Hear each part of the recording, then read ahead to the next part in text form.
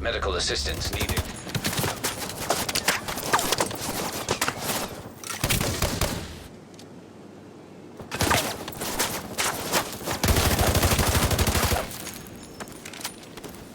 Supply drop being claimed by friendly. Specialization supply drop picked up by a friendly.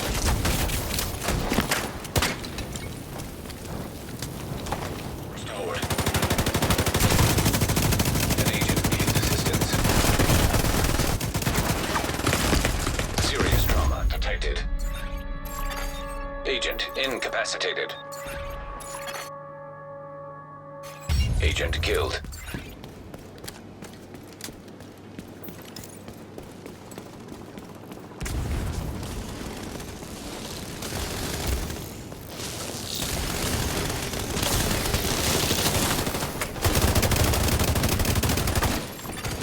Boost about to activate.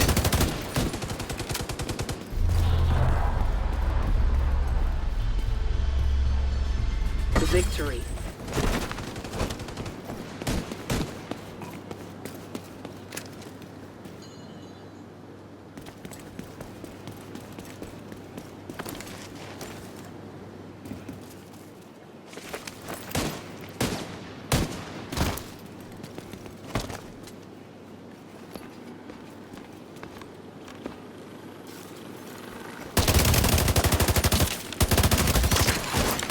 Rogue defense drone detected.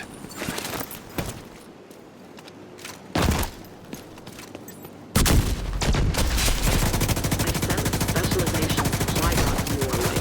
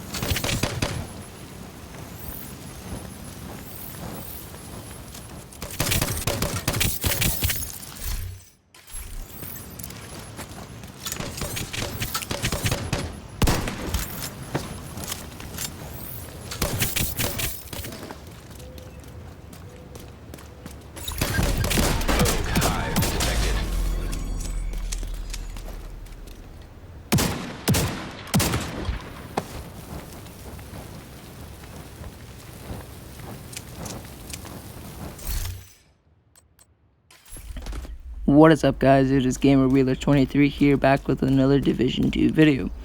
For this video, it's gonna be my damage to armor build. Now I know Good to see you. what you guys are probably gonna say is that crit hits harder. I'm sure it probably does. I'm sure it doesn't. I don't really know. I will show you guys a side by side after this video though. It's gonna be made a little bit later because I got all my gameplay down, but I figured you guys want to see a comparison from crit to damage to armor, so I will do that after the build video has finished.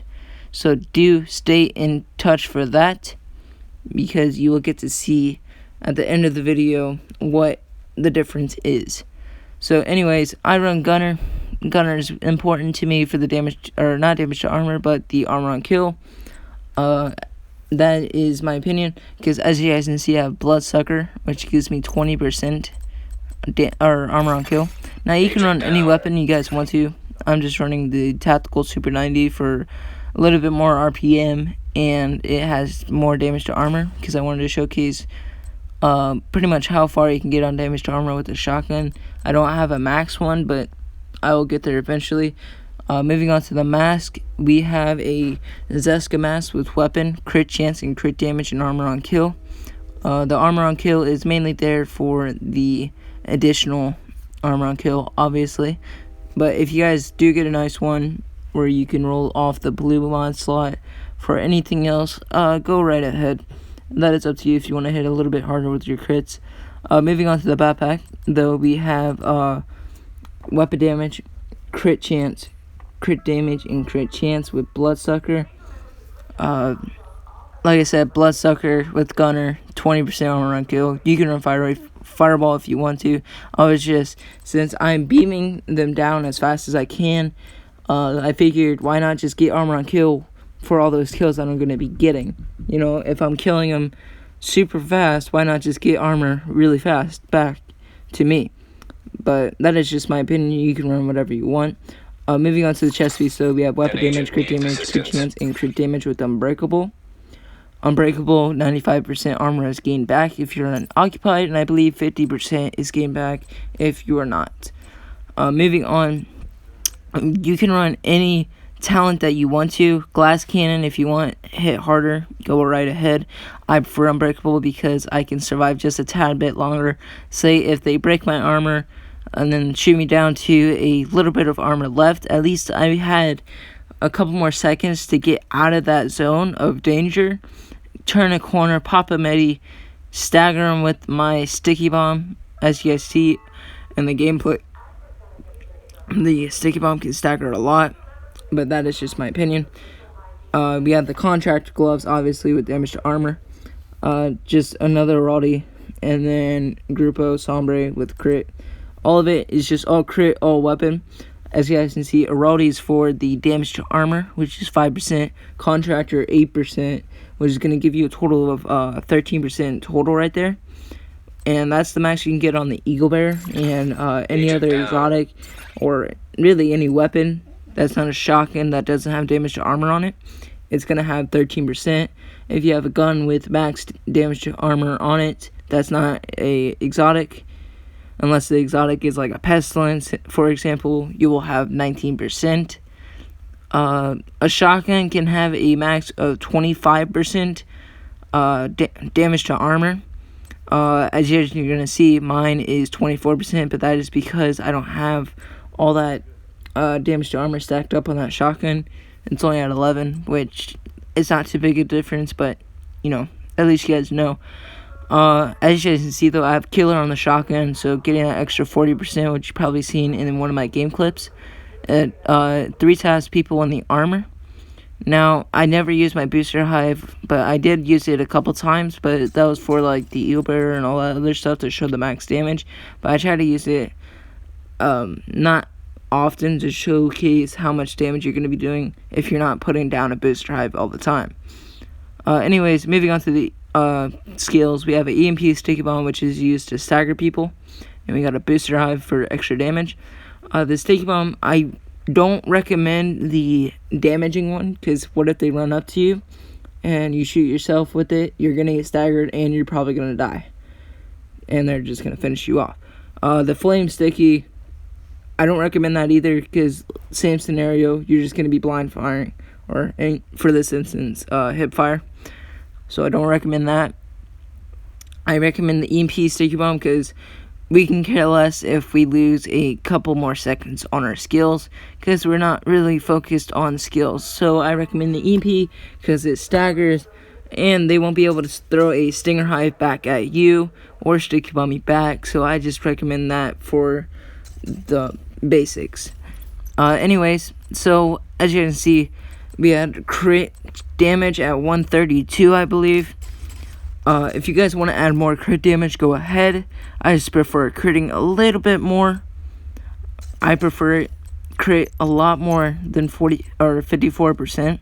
So I recommend running all crit chance and some crit damage on the RPK, depending on how much you can get out of it. If you're max rolled on your shade levels, you could probably be able to run a little bit more crit damage on your gun. But I recommend the crit chance. But as you guys can see, 19% damage to armor and 24% damage to armor. Now, this is on the shotguns. You can get a total of 25% damage to armor. I do recommend using the M870 if you want to try and get all their armor off in one shot. Now, it probably won't be all their armor, but it will be most of their armor that is going to be taken care of. I just recommend the Super 90 because of the more RPM. Now, moving on to the Eagle Bear, I'm going to showcase this, that it has 13% damage to armor. As you can see, not the best Eagle Bear, but look at the crit chance and crit damage, a little bit higher now. Pretty much the same crit chance, just with a little bit more crit damage. But moving on to the armor damage itself, as you can see, 13% and then 18% for the health damage, which will probably be around 21% health damage when you max it out, depending on what you want to go for. But that is pretty much it. Now I'm going to showcase the comparison.